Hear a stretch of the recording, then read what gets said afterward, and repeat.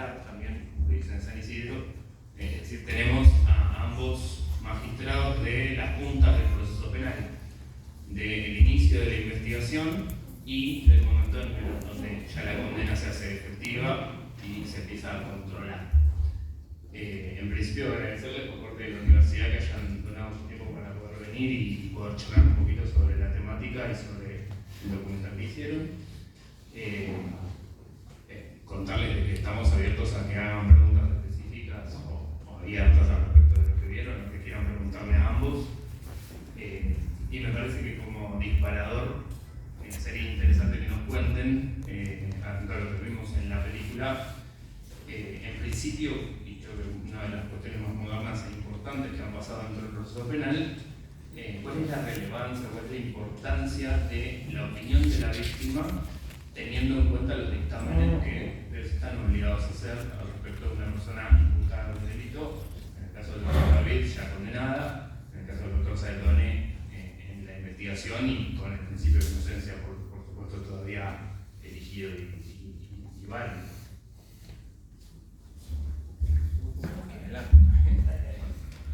Bueno, muchas gracias por la invitación, gracias por haber venido. En particular, lo que me ha pasado con respecto a las víctimas es, a partir de la sanción de la ley en enero del 2021, tuvimos la posibilidad ya concreta, digamos, legislada, de convocar a las víctimas. Más allá de eso, desde el juzgado lo veníamos haciendo en algunos casos particulares que nos parecía que era importante la participación de la víctima, no para influir en la decisión que iba a tomar, sino para tener en cuenta cuáles eran los parámetros que teníamos que considerar para prevenir y para informar fundamentalmente a la persona que era víctima, porque también necesitaba ser escuchada. Particularmente trabajamos con los casos de accidentes de tránsito, con temas de género y con temas de agresiones sexuales. La nueva ley nos obliga a trabajar con las víctimas de todo tipo de delitos y la experiencia fue muy buena. Bueno, en la película se ve, hay un caso donde la víctima decide perdonar a quien había matado a su hijo, se conocían del barrio, era una relación preexistente, pero cuando yo le había dicho que no a una salida transitoria, me pide que por favor le dé una oportunidad, así que esto nos ha sorprendido para bien, porque hubo muchísimos casos donde las víctimas han pedido en favor de la persona que estaba privada de su libertad y en muchos otros que se oponían, pero que agradecían la explicación que le podíamos dar. Así que desde mi punto de vista fue muy positivo esto. Bueno, yo como juez de garantía estoy en la etapa de investigación, como ya dijeron, y lo que en principio se resuelve son encarcelaciones al quinto día o en los primeros tiempos en que la persona queda aprehendida o detenida por marco de un delito. Y en ese contexto, hablar con la víctima antes de resolver da un poco de panorama en cuanto a cómo está la situación. Y para evitar una medida cautelar, como a lo mejor es una denegatoria de excarcelación, es decir, mantener la medida que en su momento analicé de dejarlo detenido, o dictar una prisión preventiva, es importante tener neutralizado el entorpecimiento probatorio. Y que es fundamental, digamos, ahí donde en los primeros tiempos de una investigación hay entorpecimiento probatorio, es muy importante para que el juez pueda analizar esa situación, para resolver si es procedente la libertad o no. Entonces, en ese sentido, tener el contacto directo con la víctima o poder recibir alguna opinión respecto de ella en el marco de esos primeros momentos del proceso es sumamente también vital y genera también a mí en lo personal me da mayor tranquilidad al momento de resolver, porque hay delitos que pueden o no ser escarcelables, pero si uno también escucha a la víctima es como que puede tener mayores argumentos para conceder o mayores argumentos para denegar, es decir, la participación de la víctima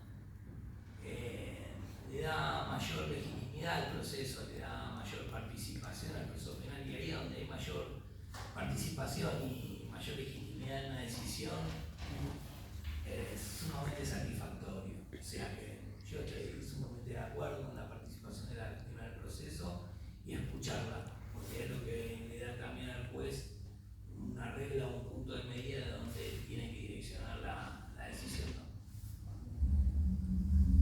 Una cosita que quería agregar, me estoy acordando del pasaje de la película cuando Diana, que es la referente de Víctimas por la Paz, cuenta ella su experiencia y que en ese momento, en un diálogo que teníamos dentro de la unidad 48 con estudiantes universitarios del CUSAM, personas privadas de su libertad que están estudiando adentro del penal, lo que hablábamos es que la ley se quedó a mitad de camino.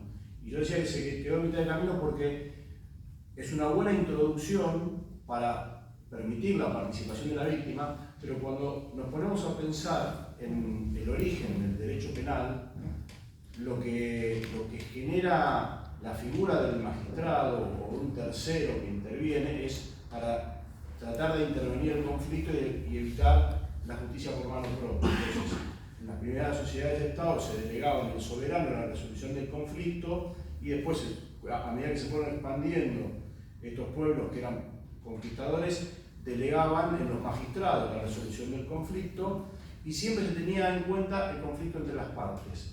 Hasta que con la llegada de la Revolución Francesa se empezó a decidir en abstracto el conflicto que tenía que ver con un valor abstracto que era el interés social. Y de a poco se fue prescindiendo de cuál era el conflicto en particular y fuimos prescindiendo de lo que era el interés de la víctima. Entonces la participación de la víctima nos brinda un paso muy importante y tiene que ver con cuál es el interés de la víctima, porque muchas veces estamos prescindiendo, la víctima la dejamos por un lado sin prestarle ningún tipo de atención, el victimario termina con una consecuencia que es la cárcel, que en muchos casos no sirve absolutamente para nada, y el conflicto no hicimos nada, pero creemos que hacemos algo en beneficio de la sociedad, y la realidad es que la sociedad no se entera de qué es lo que está pasando cuando una persona fue víctima de un delito. Salvo que en los casos mediáticos, donde se generan algunas polémicas desde el desconocimiento total, porque en profundidad sobre la causa no se habla. Entonces, me parece que es una buena posibilidad de retomar el conflicto con la participación de la víctima y cuál es el interés de la víctima, porque muchas veces no tiene absolutamente nada que ver con la consecuencia de la privación de libertad, que es lo que comúnmente se resuelve. Bueno, ustedes dirán si tienen alguna pregunta para los doctores. Hay micrófonos disponibles. Si por ahora no hay ninguna, continúo yo. Sí, acá hay una pregunta. Adelante. ¿Tengo que hablar en el micrófono? Hola. Yo quería preguntar en relación a esto de las víctimas, que justo me anoté en medio de la película, ¿qué es lo que pasa? Si hay alguna implicancia legal cuando la víctima perdona al victimario, o sea, si esta ley realmente le sirve a la persona que está privada de su libertad en cuestiones legales, reales, concretas, o si es más bien como algo más del orden de lo psicológico, de que se siente que lo perdonaron y todo eso, que también se habla mucho. Sentí también eso, como cómo se nota los sobrepsicoanalizados que estamos en los relatos carcelarios, ¿no? Y de las víctimas. Y además de eso, si no creen que ¿qué se hace para prevenir la revictimización de las víctimas en este proceso? No sé tanto si al inicio, como decías vos, que siento que quizás todavía está como cercano al hecho, pero por ejemplo en el documental se ve en una parte que una persona habla de cómo mataron al hermano y revive todo lo que sintió en el momento en el que matan al hermano. Eso, como qué medidas de protección a la víctima se generan, si existen, si no, si pasa menos de lo que quizás me imagino, no sé, eso. Gracias. Bueno, va dirigida a mí la pregunta, así que... mirá, yo lo que...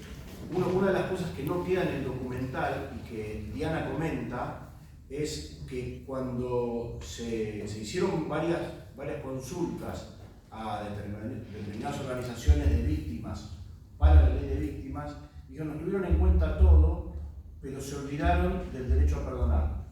Tiene que ver con lo que vos preguntabas. El perdón de la víctima no tiene absolutamente ninguna consecuencia legal. En la práctica, seguramente, va a haber muchos magistrados que lo tomen en cuenta como un elemento favorable. Pero legalmente no tiene ninguna consecuencia. Y a esto me refería con la importancia de introducir nuevamente a la víctima en el proceso penal para tratar de resolver el conflicto. Porque como vos bien preguntás, si la víctima perdona, ¿por qué nosotros tenemos que erigirnos en justicieros y decidir algo distinto? Si lo que estamos tratando es resolver un conflicto, y justamente entre la víctima y el victimario el conflicto está resuelto, no tenemos nada más que hacer. Pero bueno, la ley no prevé ninguna consecuencia. Perdóname, ¿habías preguntado otra cosa más? Lo de la revictimización. Bueno, no estamos preparados para nada. En general, la técnica legislativa que tenemos en Provincia de Buenos Aires desde hace mucho es legislar y después vemos cómo lo implementamos. Y acá lo que pasó es esto. Dentro de la ley hay un montón de momentos donde se prevé la protección de la víctima, el acompañamiento de la víctima a través del grupo interdisciplinario del juzgado. No sabemos ni lo que es el grupo interdisciplinario del juzgado porque no tenemos. Lo único que tenemos es una oficina pericial y cuando le pedimos un informe nos fija fecha para el 2027. Entonces, no tenemos ningún tipo. Es simplemente oficio, sentarse y escuchar y tratar de contener con las pocas herramientas que tenemos, porque no tenemos ninguna, ¿no? O sea, nosotros estudiamos leyes, no estudiamos psicología, como para poder tener una herramienta más. Ni siquiera tenemos un profesional de psicología en el juzgado para que nos pueda orientar, así que nada, le victimizamos constantemente. Tratamos de hacerlo lo menos posible, pero es lo que hacemos.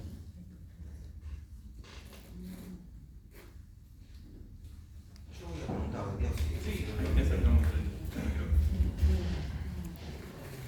quisiera por ahí saber usted que tiene audiencias y a diario en una especie de matemáticas por ahí, decir, viendo la película y los dos polos que se dieron respuesta de que se oponen totalmente a que den algo a la persona privada de libertad y aquella que perdona y incluso le pide.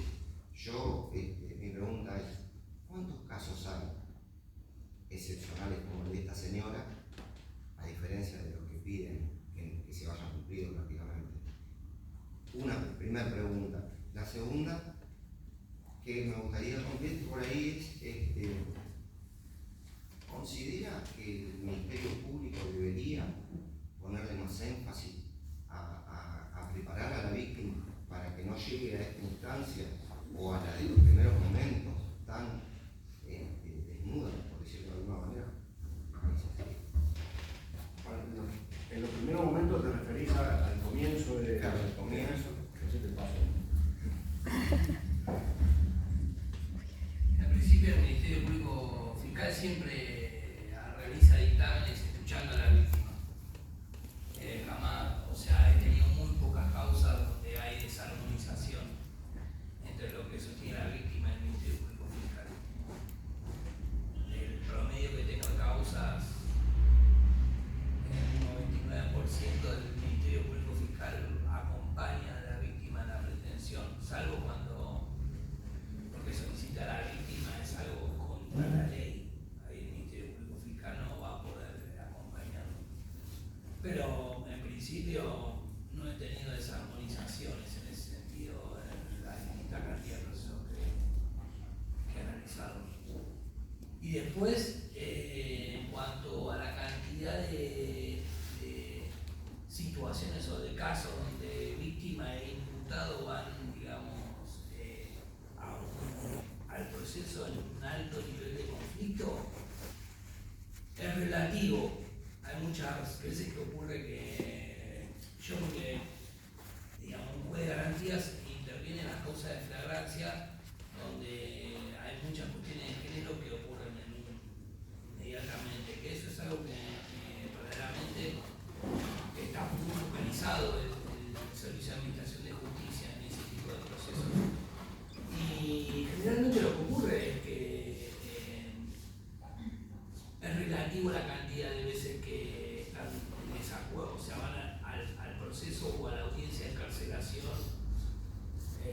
haciendo la denegatoria, más allá que el Ministerio Público Fiscal siempre acompaña lo que, si no es contra la ley, lo acompaña lo que la víctima defiende. Pero después generalmente la mayoría son acuerdos. Eso digo que quede claro. Lo que vio la película es un poco lo que ocurre. Hay casos o situaciones donde ocurre que van a la audiencia en una situación de crispación, si quiere sí, porque para eso también estamos. Pero la mayoría de las veces hay una tendencia a ser superador, lo cual es un aliciente que a uno le hace sentir bien, en el sentido que vivimos en una sociedad que entre los conflictos entre las personas de manera individual pretenden ser superadores. No vivimos una sociedad tan tóxica como la que creemos. O sea que bueno, ese es mi punto de vista. Sí, yo particularmente lo que veo es que me encuentro con muchos más casos de los que pensaba, donde la víctima tiene una mirada positiva hacia la persona que está privada de su libertad. Tal vez tiene que ver el paso del tiempo, no es lo mismo cuando interviene Walter, que además nos tiene que escuchar como testigo, y que, como comentaba él, los niveles de tensión son mucho más altos que cuando ya la persona lleva tiempo detenida, y además a mí me toca casos donde hay personas que hace mucho tiempo que están privadas de libertad. Entonces hemos encontrado muchos más casos de los que esperábamos. De todas maneras, el porcentaje de víctimas que desean participar en la etapa de ejecución es relativamente bajo. La mayoría nos dice que no les importa. Una cantidad importante nos dice que quieren ser notificados y unos pocos que quieren participar. Y en esos casos donde esos pocos que quieren participar, nos ha pasado en pocos casos que se oponen y que aceptan la explicación, en otros casos donde no aceptan ningún tipo de explicación, y en muchos otros donde han prestado su conformidad con lo que se resuelva o que han pedido en favor de la persona que estaba privada de libertad. Pero la realidad es que si me puedo pensar tengo que decir un número, 70-80% no participan.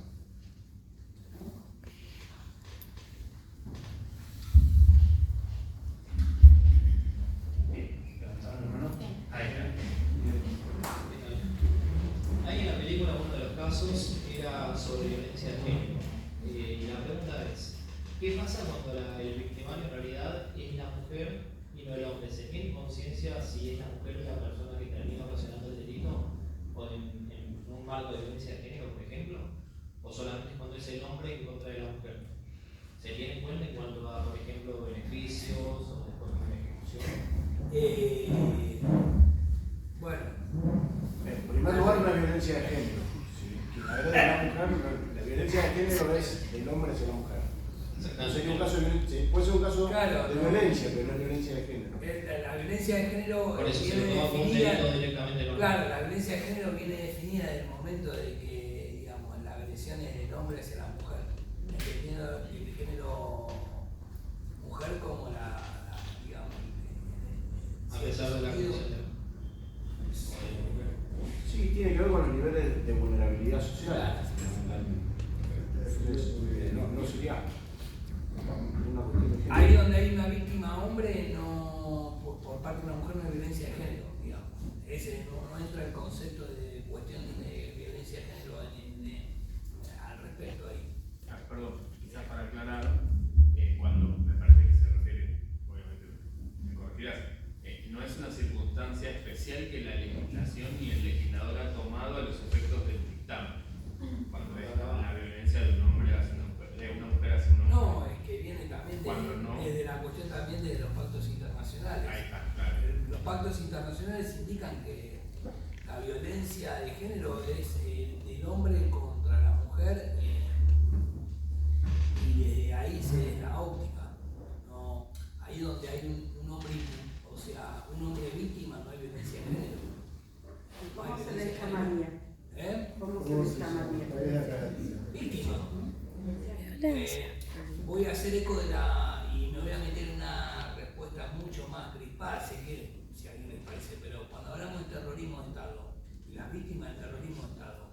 jurídicamente, las únicas víctimas del terrorismo de Estado, o sea, son las víctimas por parte de las personas que han sufrido de la violencia estatal que ocurrió en la dictadura militar.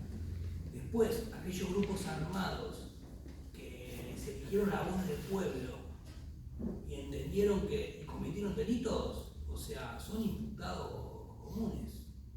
O sea, son cuestiones jurídicas que yo como juez no las voy a poner en discusión. Soy juez, estoy para aplicar cuestiones jurídicas. La violencia de género es contra la mujer. Y el terrorismo de Estado, o sea, ocurre desde las partes de las personas que ponen al mando decisiones dentro y ocuparon un cargo dentro del Estado y ejercieron violencia y represión estatal contra personas que cometían delitos comunes. Eso es jurídicamente hablando sin discusión alguna. Es eso. Sí, por ahí para establecer una diferencia sería que todos los casos de violencia los tenemos que resolver conforme a lo que dice la ley, pero además los de casos de violencia de género por imperativo legal y por los tratados internacionales los tenemos que resolver con perspectiva de género. Bien, creo que hay una pregunta. Mi pregunta es que nada, si ustedes consideran, por ejemplo, que el derecho penal no resuelve nada, es decir, que castigar al victimario no le resuelve nada a la víctima, ¿qué otra alternativa podría existir al derecho penal?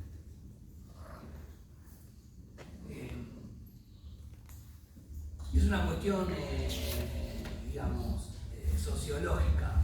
Yo, en el sentido de el derecho penal, no, la pena no, vamos a hablar de la cuestión de la pena, a mi modo de ver, no resocializa en sí misma. Obviamente que tiene que haber toda una cuestión detrás, una labor de ciertos operadores, pero en sí misma, a partir de la base de un ámbito académico que la pena resociabiliza, no me parece que legitimar la pena en ese lugar. La realidad es que la pena privativa de libertad es una cuestión legislativa, una cuestión jurídica que no tiene por una cuestión de se quiere poder o de cuestión política que se aplica a un mínimo y a un máximo. Pero dentro de ese mínimo y ese máximo, entender que una pena puede en sí mismo resociabilizar bajo ningún punto de vista, entiendo yo que es posible. En definitiva, lo único que se está haciendo con eso es neutralizar un conflicto. Bueno, ahí después está el trabajo de los operadores. Por eso la película un poco refleja eso que quise decir cuando el trabajo fue aplicar una pena. Ahora, si esa pena, en ese caso particular, bueno, está la película, la persona ingresó de estar aprendida dentro del sistema que se quiere penal, de una manera que estaba su salud corriendo riesgo. Hubo toda una suerte de operadores, no solo el juez, sino todos los operadores del servicio público, salud, seguridad, porque lo hizo también la policía, lo trasladó. Hubo un montón de situaciones donde se encargaron que durante ese tiempo que él después terminó condenado, que fue un castigo, yo entiendo que fue un castigo para que salga mejor al medio libre. Pero entiendo yo en principio la pena en sí misma no tiene una idea, por dejar una persona privada de su libertad no le va a tener una resocialización en sí misma. Tiene que haber un trabajo de todo un sinnúmero de operadores que la Constitución en sí tiene esa idea de que tiene que ser para resocializar. Bueno, pero eso es trabajo día a día. ¿Está bien? Eso es lo que quise más o menos en un punto decir. Es decir, la pena es castigo. Después, dentro de ese plazo de castigo, tiene que haber una suerte de operadores trabajando para que ese castigo pueda ser algo positivo para la persona y para la sociedad. Sí, una alternativa que justamente yo hacía referencia a lo que hablaba Diana Márquez de Víctimas por la Paz, que tiene que ver con el derecho a perdonar. En los años 70, en los países nórdicos de Europa, y sobre todo de la mano de Luke Hultman y Thomas Mathiesen, se hablaba mucho de lo que son los padres de las teorías abolicionistas, que no significan suprimir el derecho penal, sino buscar alternativas. Y esas alternativas pasan por tener en cuenta el conflicto y tratar de resolver el conflicto en sí mismo, y no en abstracto. Y por eso retomar la palabra de la víctima y ver qué es lo que le sirve a la víctima. ¿Sí? Entonces, me parece importante, me parece que la ley de víctimas fue un puntapié inicial, pero también hubo reformas en el Código Penal. Tenemos hoy por hoy el Instituto de la Reparación Integral del Daño, que en Provincia de Buenos Aires no se utiliza, pero en Ciudad de Buenos Aires se utiliza bastante. No se utiliza porque no está reglamentado, pero en violencia de género no se puede utilizar. No estamos hablando, en general, no en un caso particular de violencia de género. Eso claro, pero digo, en general tenemos... Porque a veces está bueno aprovechar también esa reparación. Yo sé que no se puede, pero está bueno aprovechar también los organismos del Estado, por ejemplo, otro fuero de familia, a veces en cuestiones de instrucción, de IPP, cuando hay acuerdos que no llegan a ejecutarse y por ahí salen conflictos familiares, ¿no? Aprovechar por ahí, no sé, terapia de padres, que pautas de conductas que por ahí pueden... Y te explico lo que me pasa a mí. Yo la verdad que desconozco lo que ocurre en garantías, que debe ser bastante ampliado en un tribunal. Pero lo que me pasa a mí, con respecto a las víctimas, a mí muchas veces vemos que una persona que ha sido condenada por un tema de violencia de género es visitada por la víctima. Sí, pasa, sí. O que me piden autorización para visitarla. Y nosotros lo que tenemos que hacer es, mirá, desconocemos el nivel de vulnerabilidad de esa persona. No sabemos si voluntariamente va o está amenazada para ir o tiene una dependencia económica que lo obliga. Entonces lo que hacemos es recurrimos a otros organismos del Estado que de a poquito se van formando y de a poquito van trabajando. Es un trabajo de hormiga, estamos aprendiendo sobre la marcha. Entonces tenemos organismos del Patronato de Liberados y mecanismos locales de los municipios que trabajan cuestiones de revinculación familiar y violencia de género. Entonces, lo que hacemos es que la persona concurra a esos sitios y que esos sitios nos hagan una devolución sobre los niveles de vulnerabilidad o no que puede presentar esa persona y en base a eso orientarnos. Claro. En abstracto no podemos resolver nada porque no sabemos y hay un montón de variantes. Claro, porque aparece esa retractación que a veces es difícil también que puedan detectar eso. Lo que pasa es que son casos muy particulares, que es caso por caso. Hay momentos que la retractación a mí, bueno, como juez de garantías todo el tiempo. Y hay retractaciones, no retractaciones, sino que primero son respuestas a cuestiones de temores, que pueden ser subjetivas o no, pues hay cuestiones objetivas. También hay informes de los organismos municipales, locales, que más o menos van diciendo si hay riesgo o no, y en función de esos, a veces en función de lo que quiere la víctima, vemos si nos apartamos de lo que quiere o no, porque me he apartado en situaciones de lo que quiere la víctima. Claro. Por entender que en ese momento lo que estaba manifestando, yo entendía que en algún punto mi decisión en verdad la protegía más de lo que ella se estaba protegiendo, digamos, pero son casos que no es que es punto por punto, digamos, el caso por caso, un poco la película muestra eso. Uno termina de resolver una situación con un cuchillo y pasa a otra situación, y otra situación no es la misma. Sí, son aristas totalmente distintas y cada caso tiene sus propias características. Y es irrepetible. No, tal cual. ¿Tenemos una pregunta por acá? Sí. Walter, con respecto a lo que estaba viendo de la película, usted en un momento menciona cuando que Dios es abstracto y se lo hace notorio a la persona, ¿no? Bueno, lo que te quería plantear es, esto ocurre, ¿no? Porque si en el caso de violencia de género, si la persona no se hace cargo de los hechos que hizo, es por esa la cuestión, usted aclara que, bueno, está bien Dios, pero Dios no te va a sacar de la cárcel, acá estoy yo, acá están tus representantes, esto es la realidad, o sea, es la idea de bajarlo a tierra, porque en era una persona, digamos, con adicción. La idea muchas veces, a mí me ha pasado que lo que siempre me llevó a ese diálogo que lo tengo permanentemente, era cuando al momento de resolver en la audiencia me pasaba que ver los imputados que rezaban. Y fue tantas veces ver que rezaban que llegó un punto que dije, bueno, algo tengo que hacer al respecto porque recen dentro de la decisión la tenía, o sea, era una cuestión jurídica, es una cuestión jurídica y que tiene que ver con un caso concreto. Y es un poco también eso, de decir, bueno, fíjate lo que, en vez de invocar a alguien, o sea, al invocar a Dios, que la Constitución habla de Dios y lo menciono a lo último, o sea, nuestra propia Constitución habla de Dios. Dios y justicia tienen mucha relación, pero lo que quiero decir es, tampoco sirve en todo momento, porque es eso, es no poder hacerse cargo también de que el derecho penal juzga conductas, acciones de las personas, y un poco revisar las acciones que podamos tener día a día todos. Que tomen conciencia. Claro, pero no solo el imputado, también el fiscal, también el defensor, también el juez, también todos los operadores y todas las personas diariamente en nuestras conductas, tener realmente hacernos cargo de lo que le puede generar a otra persona terrenal, y que Dios en eso está ocupado en otras cosas.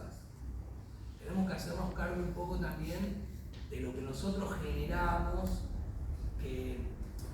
porque Dios no dijo que el que matare a otro tendrá de 8 a 25 años. Y si arrepintiere, sí. Y si arrepintiere, sí. Bueno, pero estoy hablando depende de la fe de cada ser humano. Sí, por supuesto, ¿no? Pero que no tocaste esa parte de la película. Pero que Dios no dijo que el que matare a otro tendrá de 8 a 25 años, no lo dijo Dios.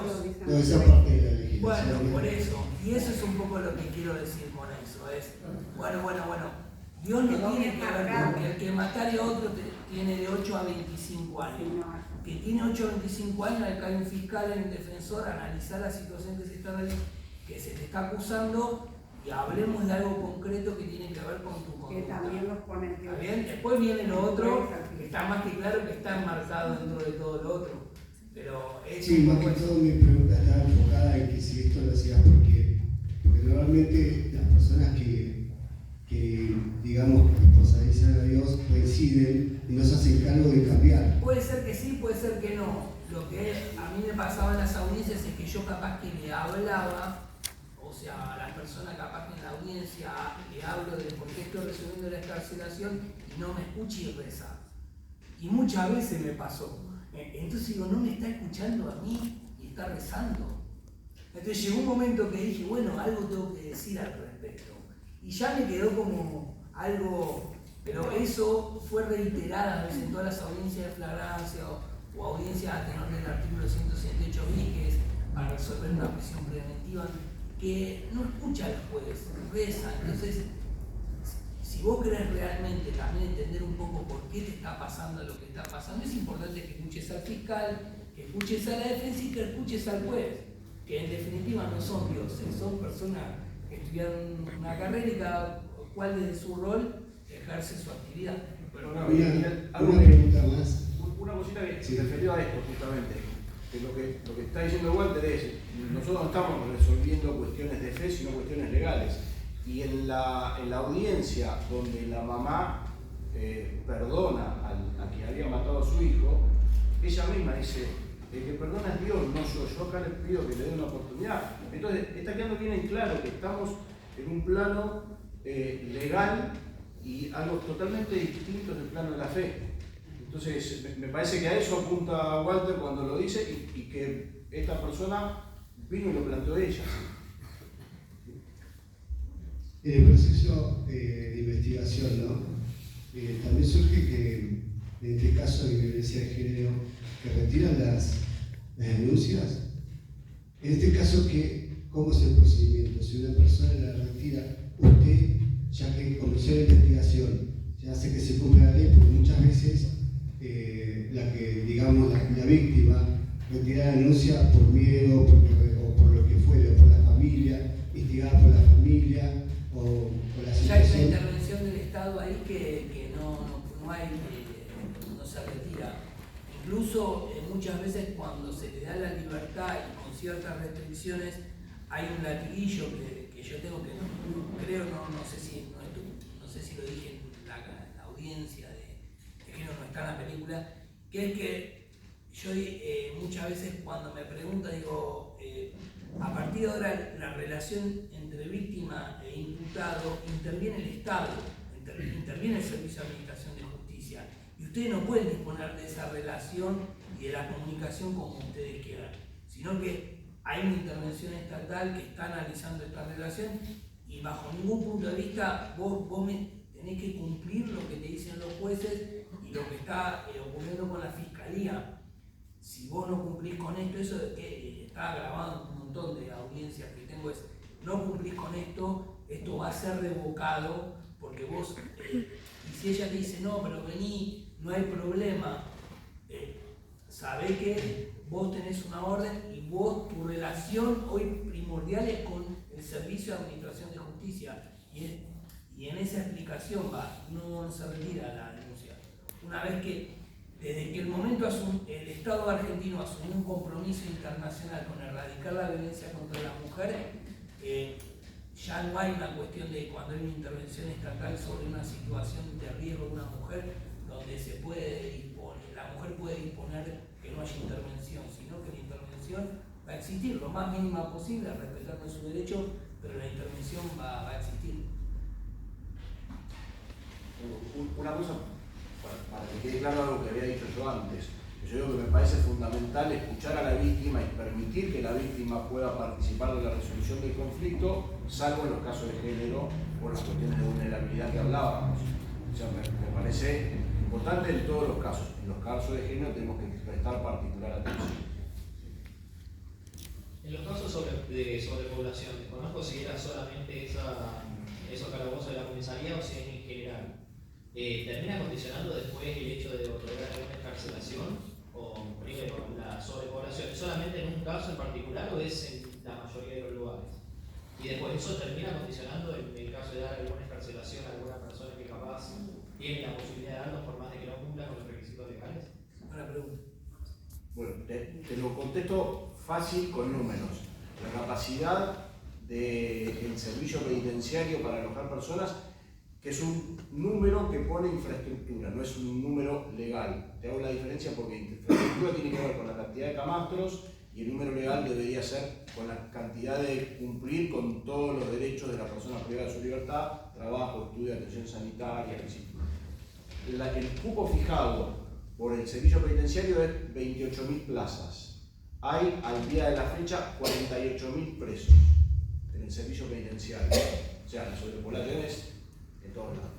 Y bueno, una segunda pregunta. Los tratados internacionales o de derechos humanos, por ejemplo, ¿qué implicancia tienen en cuanto a la petición de un letrado defensor para poder pedir una encarcelación?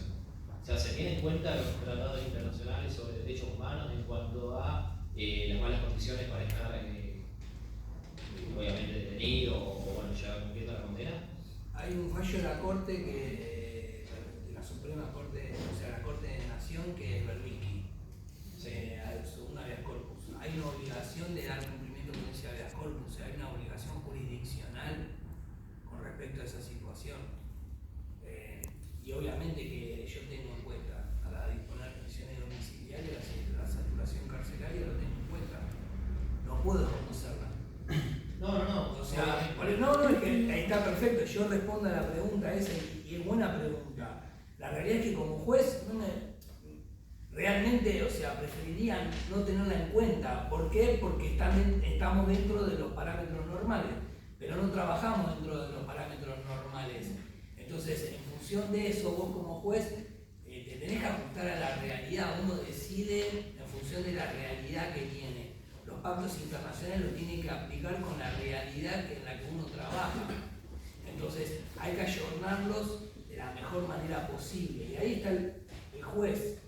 No hay otro mejor que el juez o la jueza, digamos, la persona que pueda cumplir ese rol, porque es un rol, una actividad laboral, donde vos tenés que, en ese juego de tensiones, decidir lo que tengas que decidir para mejorar el bien común de todas las personas, del imputado, de las víctimas, de la sociedad, del mejor cumplimiento de la ley. Pero es así, no puedes trabajar, digamos, no estás cumpliendo bien tu rol si vos te alejás de la situación carcelaria y de cómo están las cárceles y cómo están, digamos, las comisarías, te alejás de esa situación, estás cumpliendo mal tu rol y no estás ayudando los pactos internacionales y la ley. Es que justamente siendo desde ese lado y teniendo en cuenta que hay una sobrepoblación del 50%, sería muy fácil que se logren en todo caso encarcelaciones si se basan exclusivamente en eso. No, pero tampoco es perder el sentido común.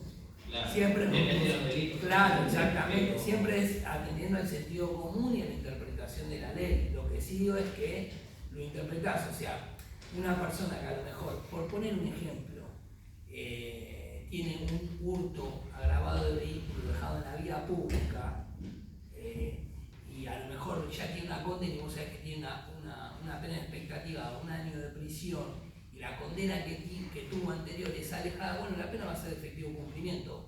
Pero es cierto que una prisión domiciliaria, si tiene una familia contenedora, el sistema de pulsera es viable, bueno, una prisión domiciliaria, entre otras cosas, argumentando la saturación carcelaria, es algo que la ciudadanía sí quiere ver. A ver, ¿por qué el juez le dio la prisión? Bueno, acá están mis fundamentos.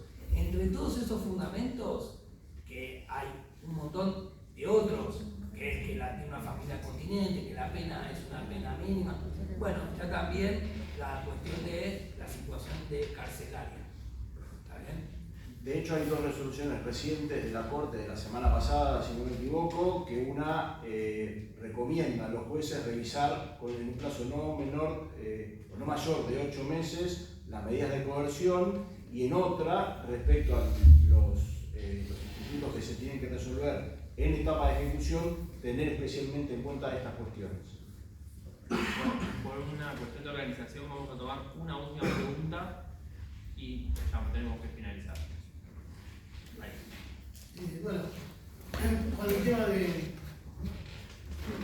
tal? Buenas noches. Con el tema de, respecto a lo que venía hablando de violencia de género, cómo llega, porque en el caso de violencia de género, que siempre, por lo que veo en mi experiencia, siempre viene por reiteradas desobediencias, y eso viene de familia, ¿no? Que a veces esa pregunta me viene dando cuenta. Como hablábamos del doctor David, hablaba recién de un cuerpo interdisciplinario para ver en la parte penal, como para contención de víctimas y todo lo que tiene que ver. ¿Existe o hay alguna posibilidad en cuanto a lo que es, porque en el derecho todo uno, volviendo al tema, de que en reiteradas desobediencias de restricciones que se dan en la familia, termina en la esfera penal por desobediencia y llegan a penas cortas de efectivo cumplimiento, ¿no? ¿Hay en la parte de familia alguna contención psicológica respecto a esa persona? En lo particular que veo, ¿no?, en la experiencia, se da por reiteradas, como una especie de obsesión de ese hombre por esa mujer que decide ya no continuar con una relación sentimental, que es lo que lleva a la restricción, reiterada desobediencia, termina en el ámbito penal. O sea, como para prevención de llegar al punto del ámbito penal, digo, desde el conocimiento, ¿hay alguna parte psicológica que lo contenga ese varón? Sí, entendí. Yo te voy a decir algo. En principio, la mejor respuesta que puedo encontrar eso que está diciendo es lo que ocurrió ahora. Lo mejor que puede pretender el Servicio de Administración de Justicia, que la principal obsesión general, una obsesión en los hombres, a cumplir la decisión de los jueces. No hay otra. Si vos me decís, vos no querés tener una causa penal, listo. Hay que generar una obsesión en los hombres en cumplir con la decisión de los jueces. Y te dicen que no te tenés que acercar a un determinado radio de un lugar donde vive una persona, el género femenino, con la que vos tuviste una relación o no sé, estás obsesionado, bueno, que sea más importante tu obsesión, sea más importante cumplir con lo que te dicen los jueces. Si no, vas a tener una causa penal y vas a quedar detenido. Y es así. Y la realidad es que no es tan difícil.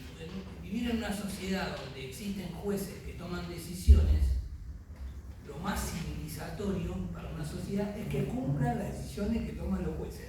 No la cumplís, listo. Existe una pena. No, seguro. Es que por eso, porque en general la ley se presume conocida por todos, entonces nadie se excusa que no. Pero lo puntual va esto, ¿hay alguien en la parte de familia? No, es una notificación donde se te dice que hay que hacer qué. Porque perdón, sí. yo creo que el error parte en general, no te lo estoy marcando a vos, Marcelo, sino que el error parte en general de creer que el derecho va a solucionar este tema. Es una cuestión de educación, de formación y de deconstrucción, que es una palabra maravillosa que se viene utilizando desde los feminismos y que tienen que ver con que los que tenemos mi edad y unas generaciones, por supuesto generaciones anteriores y generaciones posteriores, estamos atravesados por una educación claramente machista. Entonces tenemos que rever un montón de cosas y no pasan por una cuestión de una ley, pasan por una cuestión de educación. Mis hijos tienen una mirada totalmente distinta hoy.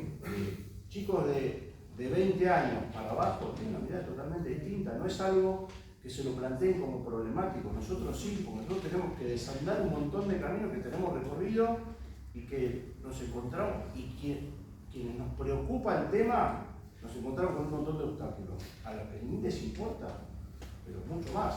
Entonces, desde el derecho no lo podemos resolver. Me parece que hay otras instancias donde tenemos que recurrir, pero sí existen en el ámbito de los municipios servicios locales que trabajan sobre estas cuestiones y el Patronato de Liberados ha implementado. Lo que pasa es que el Patronato de Liberados interviene después que hubo una judicialización. Claro, la inquietud es esa, porque por ejemplo yo... Pero lo que, la realidad es que digamos, mejor en ese sentido, que está bien tu pregunta, pero la realidad es que es muy difícil que el Servicio de Administración de Justicia pueda, digamos, tener un equipo interdisciplinario para que le pueda explicar a la gente que está en un marco de un proceso que haga caso a lo que dice un juez.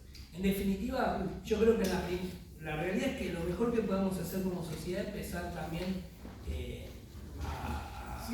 a dar en la primaria el Martín Fierro, donde dice lo importante que es la decisión de un juez o jueza. O sea, es una autoridad pública que te está dando una orden. Y para eso no hay mucha explicación. Y no es una orden que te está afectando de a lo mejor, porque muchas veces se analiza eso, una orden que te puede afectar el derecho a trabajar, sino que te está diciendo no te acerques.